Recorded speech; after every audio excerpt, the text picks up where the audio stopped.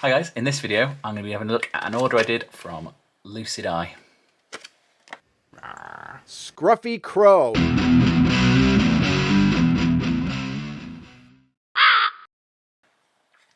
So Lucid are a fairly small company, but they make some very nice sculpts. So I threw in an order to pick up a couple of character models for my Oathmark army. So let's have a look at what we got. So these two are the ones I picked up for my Oathmark army. This guy to lead my barbarians, and this guy to sort of lead my humans. Now his banner's quite bent there, but I think, no, we shouldn't have too much trouble with that. And the level of detail in these is amazing. Just stunning. I really like this sculpt because he reminded me of sort of Slain. He's got that really good Celtic look. And he also matches, I think, quite well with the Oathmark barbarians. So here is my Barbarian Leader. And if we line their feet up, you can see he's a fair bit bigger. He's a big lad. But that's kind of what I want out of a hero. But their heads and hands are of a similar scale, so I don't think he looks out of scale. I think he's just a big fella, which I think could work quite nicely. And we've got this guy. And yeah, if we assume that the peasants are only normal height, we've got a big 6 foot something, slightly more lanky hero here. And once again, the hands and face are of a size. So they are tall, they are big. This guy really only comes up to his shoulders, but I think for grand heroes that'll work. Here's my Vercingetorix halfway through being painted, and actually scales really well with him. So hero wise, he's doing alright. I also threw in this halfling, just because halflings, love halflings. Let's see how he looks with the halflings in my army. So this is a North Star one. Oh, and he's almost entirely bang on. He is absolutely spot on. Perfect. So I'm going to get him based up and added to my halfling sword unit, where I think he's going to look completely in place. But once again, it's an absolutely lovely sculpt packed with little details. Lucid were also kind enough to throw in a few little extras for me to take a look at. We've got this guy. I'm not sure what range he's from, but I'll look it up and I'll flash it up on the screen maybe, or I'll tell you in a bit. And yeah, he's like a weird mismatch of things here. We've got some animal pelts, some tassel bits, this fabulous helmet. I said he's just absolutely packed with detail. They also threw in one of these. This is one of their bug-eyed goblins. So this is from their they do like a Toon Realms range, sort of more cartoony type stuff. And they also do these bug-eyed goblins in a big pack of, I think it's like Reaper Bones type material. I think they call it Ghost. So you can get a big pack of these in plastic for fairly cheap. I think this is one of the leaders. And I always thought they had quite a bit of charm.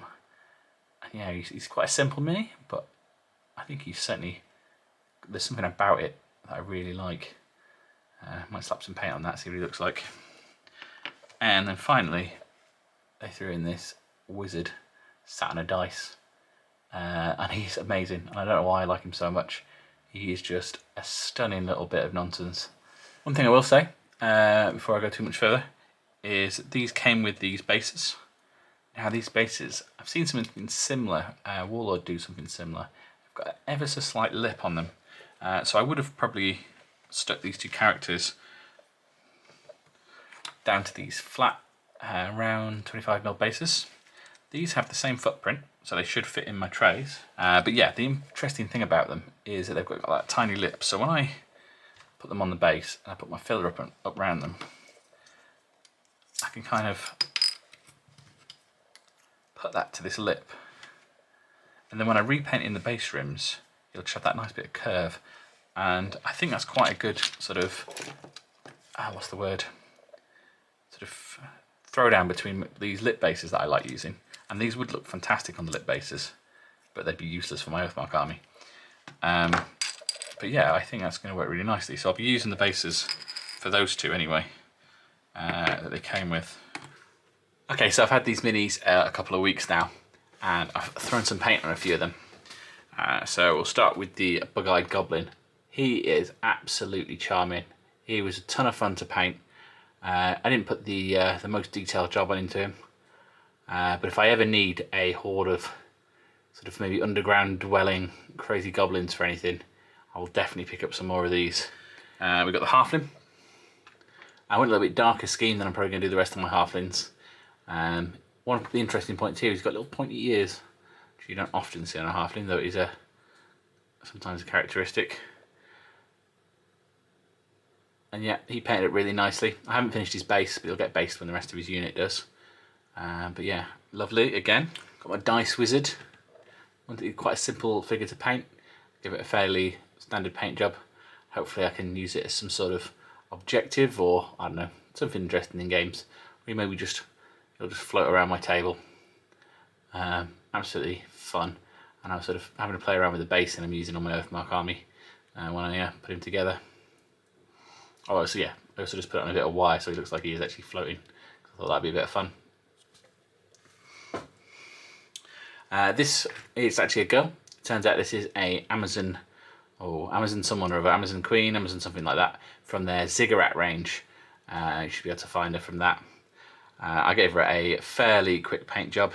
Certainly didn't do her justice, but the more you sort of work on these minis, the more details you see. Absolutely gorgeous once again. Lovely miniature. I said their Ziggurat range wasn't something I'd really looked at, because I wasn't really interested in that sort of Greek or that sort of, that kind of mythology. I preferred the Red Book of the Elfhand stuff, where my characters came from. I've barely started painting this guy, just blocked some colours out. I also swapped off his staff with one of the ones from my army, just because that's what I want him to look like. But yeah, as I said, still looking absolutely fabulous. And I've done a little bit more work on the Barbarian Leader. Now if you look on the website, he is actually listed as a troll, which explains his pointy ears. But I don't think that really takes away from the general look of this mini. It is stunning and gives me such Slain vibes. I said I've still got a lot more work to do on here. I've got all the leathers and a few more of the golds to touch up. But it is coming along nicely. Just really impressed with it. So like I already said at the beginning, absolutely lovely sculpts from Lucid. Their Red Book of the Elf King stuff is my favourite sort of range. I really like in the sort of Irish Celtic vibe that a lot of their minis give off. It's actually made me go out and buy a new copy of the Slain comic from 2000 AD, The Horned God, on the recommendation of someone as that being one of the best Slain stories, because I'd not read one of the full graphic novels since they came. I actually read them individually in 2000 AD years ago. But yeah, it's really made me get in the mood for that kind of vibe. And there's not a lot of this sort of Celtic stuff out there. So yeah, I might pick up a few more. I believe the rule set for that as well shares some roots with Warlords of Erewhon. So that could be interesting as a rule set to pick up at some point, but certainly not a priority. Said the Halfling is from there. I think it's Blades and Souls or something like that line. More sort of generic fantasy.